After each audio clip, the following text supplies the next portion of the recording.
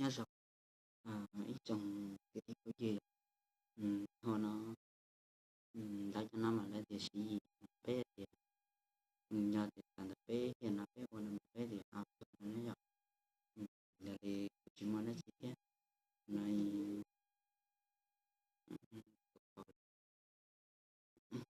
tôi lúc nào nó lúc nào nó đi lúc không còn mình lần này ấy lúc nhớ rằng nhưng vào cái đi sẽ này sẽ đi không mà tránh là do có tiền rồi mà bây những bảo sẽ này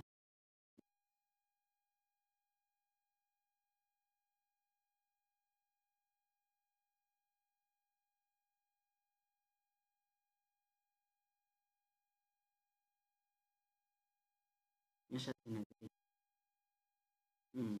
trở nên sama chỉ có cái trở nên sama trở nên mà muốn là như thế này trở nên như thế nhớ sao rồi cái này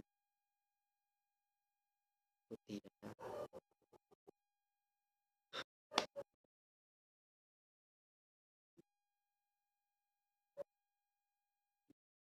nhớ là cái này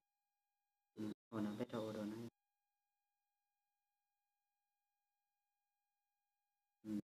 trở nên tao là biết rồi sai này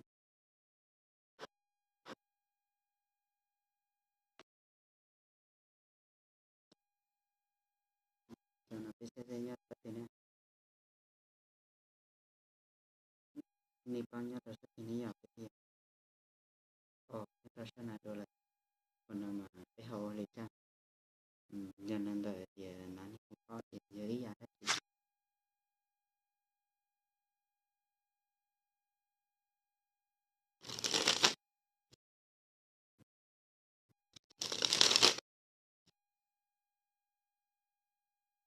kiểu nó đi không báo mà nó rộng còn cái ý cho nó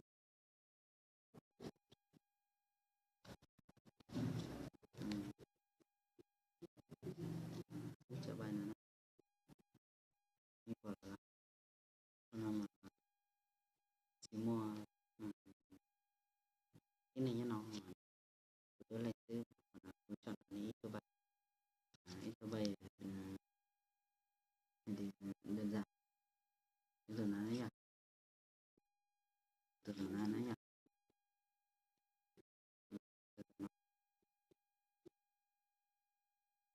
từ nó nhìn giờ từ bài nào tao giờ giống này còn nó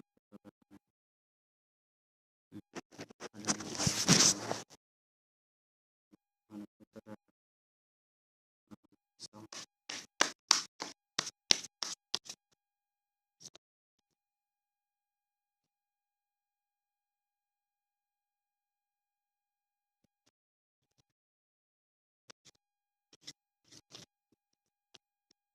rồi lại còn nó tính chia ra đi đấy à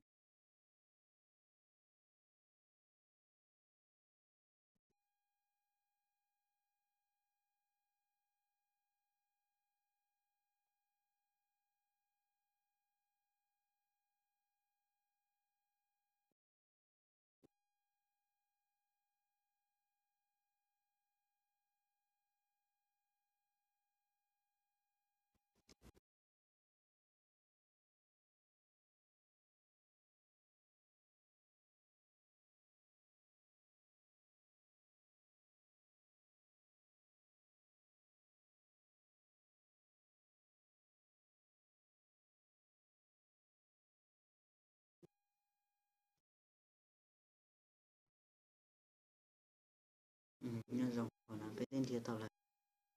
cho này nhớ này thì nó cái xin thì sẽ còn lấy được bây giờ thằng này nó cho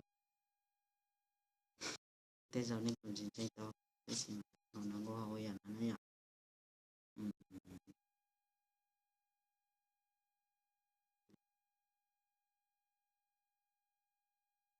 Nisai từ bài này nisai từ nó ví dụ này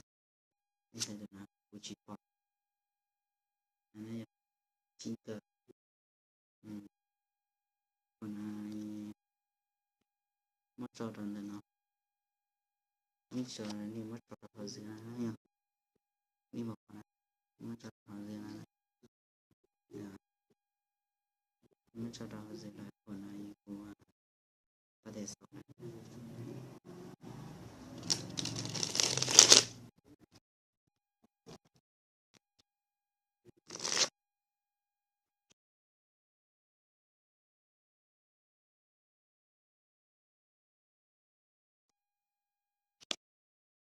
từ nó chỉ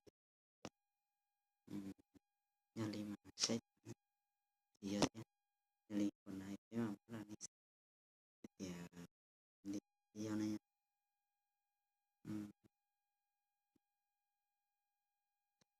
tapi ini saya mani dengan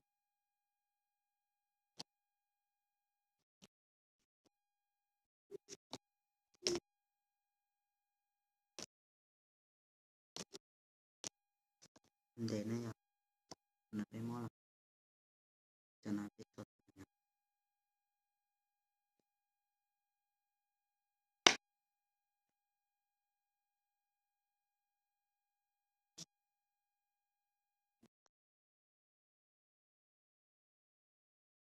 bây giờ không như chọn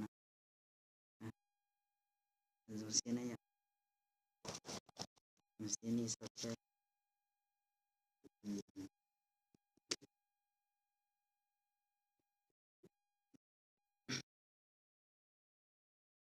giờ đây thì tôi sẽ đi từ nãy tới này tôi cà về cái gì thế này